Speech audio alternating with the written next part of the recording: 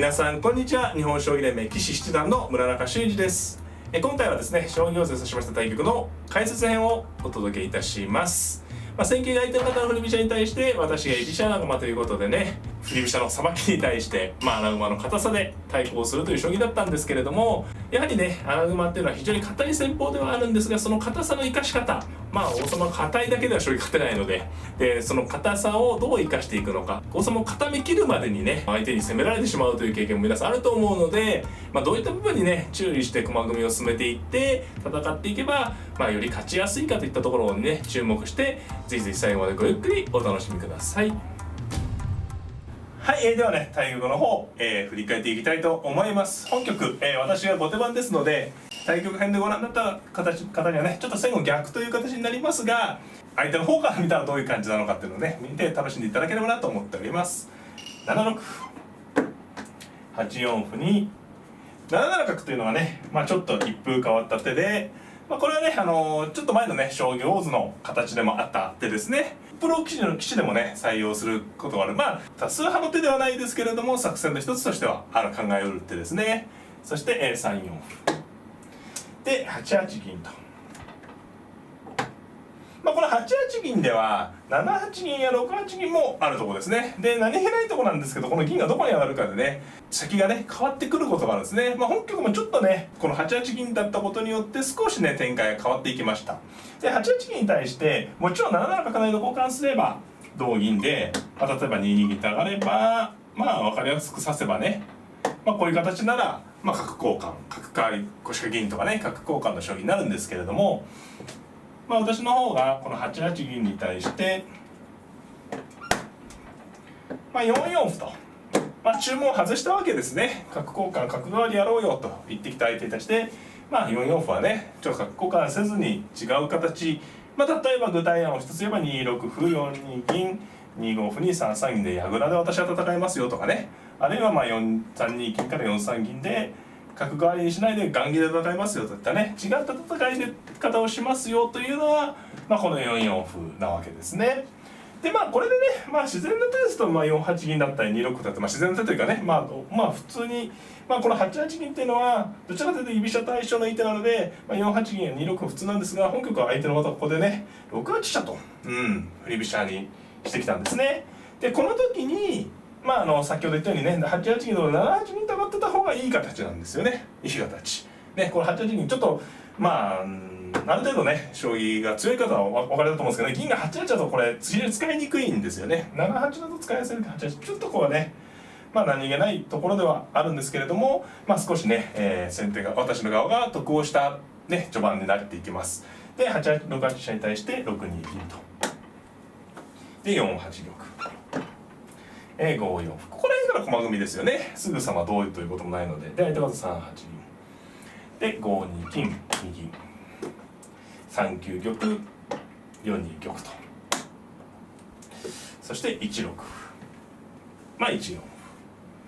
歩、私の方はこの振り飛車に対して4四歩と自分が止めていることがちょっと違和感のある形ですけれども、それ以外はね船囲いに組んで自然に駒組みを進めているといった状況ですね。はい。で、9六歩で5三銀、6六歩で3二玉と、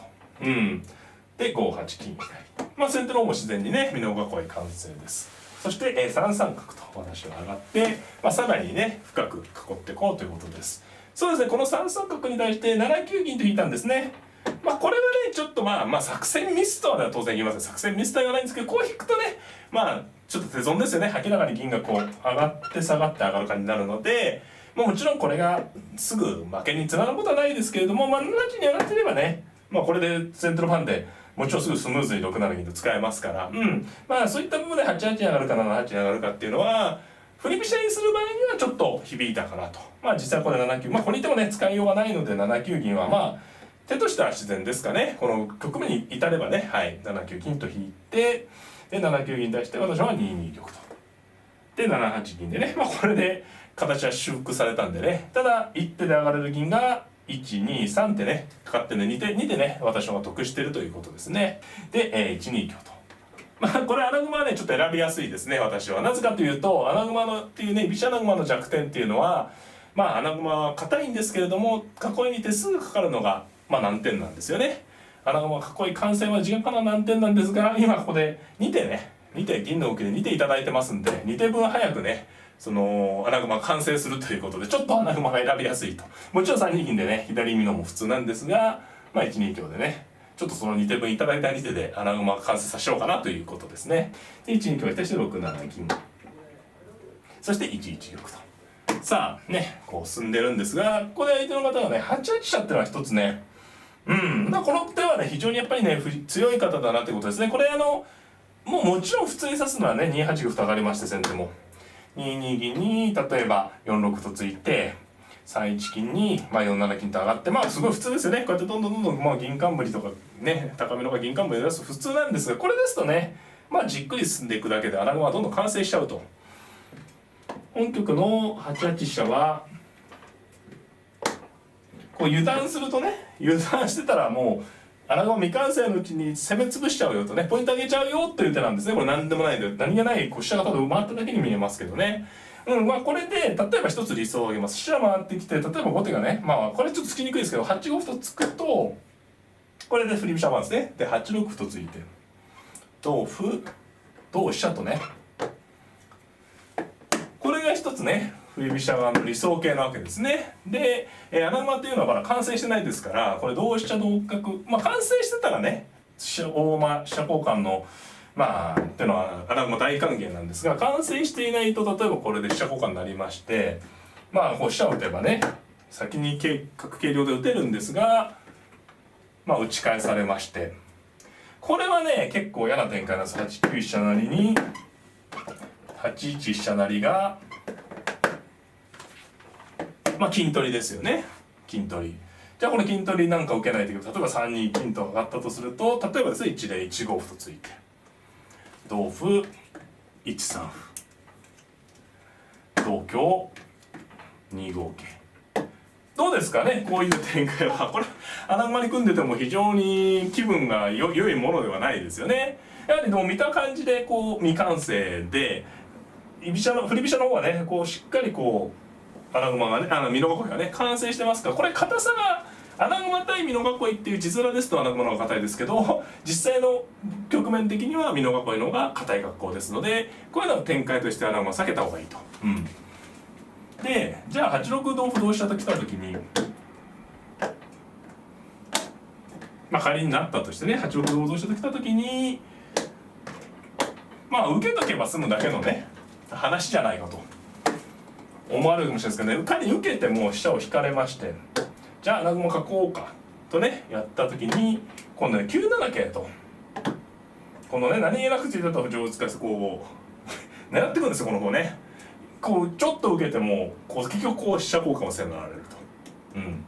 これはね下に仮に受けた問題ですね。下に受けて、じゃあ今度は下に受ければ9七桂から8五飛車がなくなると思ったら、今度は6五歩とついて角を上に上がると、やはりこの歩が狙われると。もちろんですよ。もちろんそんな簡単にね振り飛車必勝になるわけではないですけれども、穴熊からするとね変身途中というかね、硬い囲い組む前になんかガチャガチャをやられてすごく気分が悪いですよね。気分悪いですのでね、穴熊に対して飛車をね振り戻して向かい飛車にして逆襲するっていうのは一つの穴熊対策の有力な手の一つなんですね。これぜひね振り飛車党の方覚えていただければなと。で本局の歩とね歩がこれったらちょっとね私幸いしましたね。歩が伸びてるともうすぐぶつかるんですけど、私はこの歩が下なのを生かしてこの8八に対して2二銀とねついちゃうともうやべへびなので、あえてつかずにね穴熊の完成を急ぐ手がねできました。で8六歩に7四歩と、この7四歩は7六歩から7六銀というねこういう手もあるんですね。これで7五歩とついてまず先手だけやれば7六同歩同銀で出てけばここまでいけば必勝ですけどね。ただ銀が出てくるだけでどうですかね、非常に後手はねプレッシャーがかかるので7四歩とついて7六歩から7五銀7六歩消したとね。で消されたんで今度は後手が先手は7五六銀とこちらに銀が出てきました。もうねあの手この手で揺さぶりをかけるわけですね。でこれで穴熊の完成を急ぐとやはり6五銀と上がって太りを防いで飛車を入れると歩を突くという感じでね、なんかやっぱり動かれちゃうなって感じなので、5六銀に対して私は、金を寄らずにね、7三桂と飛びました。この7四歩から7三桂で6五銀を消してるとね、ここまでやってようやく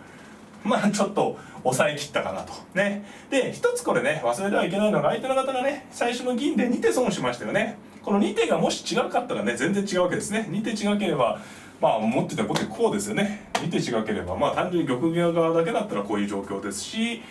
もし玉の囲いの側一緒でしたら2手違ければこの剣の駒が動いてないですから、もちろんこういう形されてる可能性もあるとね。なので、本局は何気ない序盤の手損が少しねやはり私に利用して穴熊に組み切れたっていうのが本局における序盤のポイントとなりましたね。細かい手順でやはり、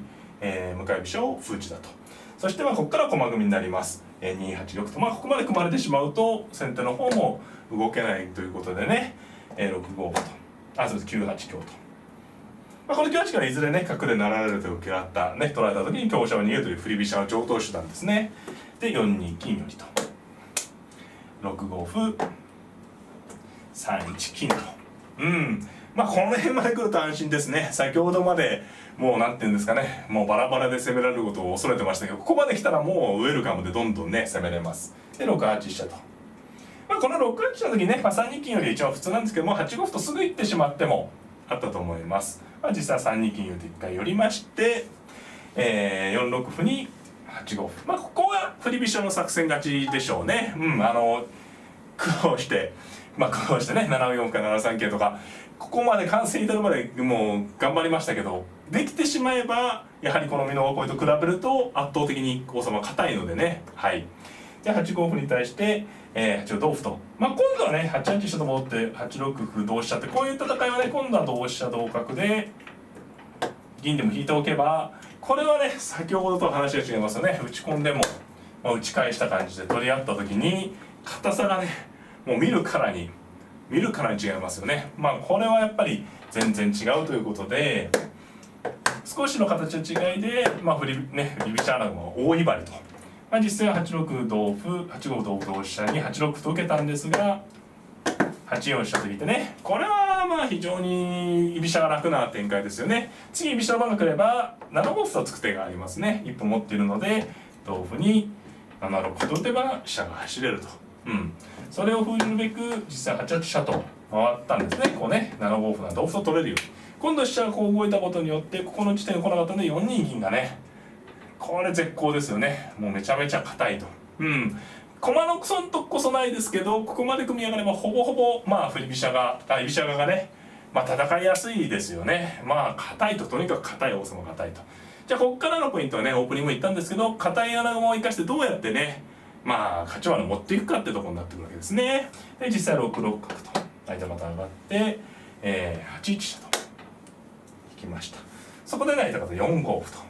ついてきたということですね。ここは長考でしたね、私もね。実際は同歩で強く戦う順を選んだんですが、4三銀と上がっておく手もあるところですね。この手は相手の手に乗るという意味で4四歩同金4五歩ならば銀をぶつけて、例えば同銀同角同角同歩と、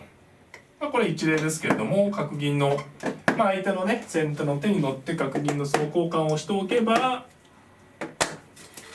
これは先手の番ですけれども、次に後手の番が来れば5六歩同歩6五桂というような手で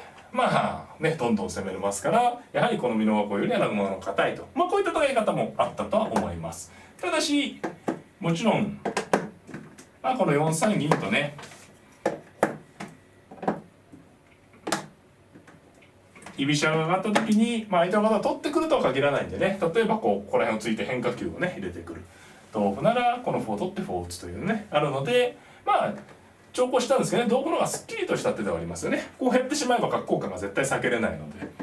で、実戦3三角成同銀右、これ手がねめちゃめちゃ気持ちいいですね。絶好ですね。上がってね金銀が4枚固まると。ただ穴熊は偏ると隙ができるので7二角、この手はね振り飛車ね先手の方が期待した手だったと思います。8四飛車と逃げて6三角成、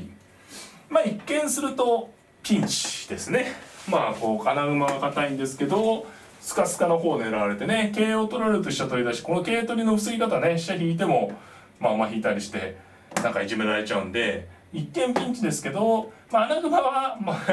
変な話ですけどね、細かいことは気にしてたことないですけど、こう取られてもね、根に硬いんで天でさえになっちゃうんですね。こうやられてますけど、こういう手をね指すような感じですとあんまり穴熊向かないかもしれないです。こういう手を指しちゃうとね、穴熊の良さがいけないです。この場合はね、豪快に、豪快というかね、4四角と、打ち返しまして、これね、実際こう取られちゃうんですけど、自分も飛車を取れれば十分だよっていうね、もう筋が大雑把な考え方で、この飛車取りがね受けにくいんですね。どこに打っても二歩という格好ですし、飛車を受けば9九角成となれば桂馬を取って香車を取ると、結局これ見合いなんですね。飛車を取れば飛車を取る、飛車を逃げれば飛車が走る、どうやってもこの飛車と飛車が交換というかね、こう相殺状態になると。飛車を右側に逃げればそもそも飛車が走れると。実際は7三馬の攻め合いなんですが、8八角成と飛車を取りましてね、8四馬はね取られるんですが、8九馬と取って、これはねどうですか。まず第一段階としてね、硬さを生かすべく大駒の走行感というかね、さばきが完成したんで、これでリードがねまた広がったかなと。次は私の番が来れば4六桂っていうのはね、分かりやすい、厳しい攻めが載ってますね。ですので、4七歩と辛抱ですね、辛抱してきました。そうですね、ここで私一工夫、香車をすぐ取ってもいいんですが、5五歩と一発ねつきました。これね、ここに馬を引く手はね、本局で出てくるんですけど絶好の一手なんですね。これで馬をこう利かして、理想はこれで端歩を攻めて、今歩もないんでいろいろ理想が必要なんですけど、歩がいっぱいあれば端を攻めて2五桂みたいなね。なので私はここで一発5五歩と先に突きました。馬引かれてから突くとね同馬なので、これで同銀ってやらすことで、これで9八馬と取れば、次にここに馬を引く形がね、振り飛車側がこの6六の馬が絶好なら、私の方もここに馬が来るのは絶好なんですよね、美濃囲いを崩す。なので先手はね片方で6六まで引いたんですけど、こうなるとね重くなってるのお分かりいただけるかなと思います。馬のね利きが、銀が前進してますけど穴熊に対しては非常に遠い銀なので、馬の利きが通ってない方が大きいですね。そして、私は6九飛車と、これはもう場合によっては切って同銀で馬引きや、あるいはねもう何も条件がなければ次歩打つとしびれちゃいますね。これね銀が動くと馬が取られちゃうということでね、なので先手の方は5六馬と我慢したんですが、7六馬がねもう絶好の馬引きですね。この辺順調に、リードを広げてるというかね、予選の準備段階ですよね。こう位置に大駒をまず配置するターンというかね、大駒を配置しておいて準備をして最後バッサリのイメージです。で7六馬に対してすいません、7六馬に対して先手は、ごめんなさい、5一と打ったんですが、2四香と上から打ちまして、美濃囲いというのはね高美濃囲いと違って上からの攻めに弱い形です。で2四香に4五馬と利かしたんですが、6六歩と縦からと横からの攻めの組み合わせで歩成りを防いで、先手はね5九桂と打ったんですが、ここに桂馬を打つと今度3五桂の時がね受けにくいんですね。先に桂馬を打つとここに桂馬を打ってたんですけれども、こうやってしまうとね歩を突くと馬の利きが止まっちゃうんで2七桂成からの殺到があります。実戦は7八馬と引いたんですが9九飛車成となりまして、7九歩、相手の方も非常に粘り強いんですが、この次の手はぜひ覚えてほしいですね。こう竜の利きを止められた場合には必ずこの竜を動かしておくというのがポイントです。こうやって切れる段階、そして、実際4六銀と引いたんですが、さあここでね決めに行きます。7八竜とバッサリですね。同歩に、7八馬と連続の大馬切りです。で同金、そして2七桂成、溜めていた力をね一気に同銀同香成同玉、そして、金でこの4九角がね寄せの一着ですね。これで勝負ありですね。もう王様硬いですから、実戦は3八桂と打ったんですが、まあ銀を打って寄せに行ってもよかったし、実戦はね、5八角成となりまして、まあ穴熊硬すぎますね。こうちょっと歯が立たないですね。こう攻めが切れない。まあ実戦はこれで2六香と、すみません、2六香と打ったんですけどね、これも攻防の一手なんですけど、4八馬と着実に迫って鉄壁の後手の穴熊対、まあもう粘りが効かない、まあ振り飛車側ということで、まあ実戦はね、6一飛車打ちはまあ2枚飛車なんですけどね、最悪これね銀を打ったり歩を打ったりすればね、もういくらでも粘り効きますから、まあ実戦はもう3九金で寄せに行きました。で角ですね、受けがないので5四角と打ったんですが、3八馬と寄って3六玉に4四金が、まあこれがもう最後の決め手ですかね。こう打ちまして、まあ実際ね3二角成となってもね同じですね。実戦の3五銀からの詰みがあります。まあ、実戦は2七香2三香成とね、少しこう王様をまあ広くするような手なんですけれども、構わず3五銀と打ちまして、同銀なら同金までの詰みです。2四玉2五玉と逃げたんですが、2四歩とで、これは成香なので打ち歩詰めにはならないんでね、こう打ちまして、同成香同銀上がるとなったので、最後までいってね、これ投了となりました。まあこれはね、本局は最後まで相手の方を指したので即詰みということで投了もやむを得ません。はい、いかがだったでしょうか。今回はですね、将棋を指しました代表の解説編をお届けいたしました。まあ戦型がね、居飛車対居飛車穴熊ということだったんですけれども、まあちょっと序盤でね、まあ少し私が得したことで、まあ穴熊にね、若干組みやすかった側面があったとは思います。ただ穴熊というのはね、非常にやはり駒組みが完成するまでにまあ弱点があるというのがね、そのウィークポイントの一つなんですね。ですので、まあ、本局に乱れるような相手の方の素早い動きやね、まあ穴熊に囲うまでの手順に少しずつね工夫して、まあ我慢して支えないといけないところもあるので、そういったところも皆様の対局実践にね参考になればなと思っております。この動画が良かったなという方はグッドボタンを、チャンネル登録もぜひぜひよろしくお願いいたします。それではまた。さよなら。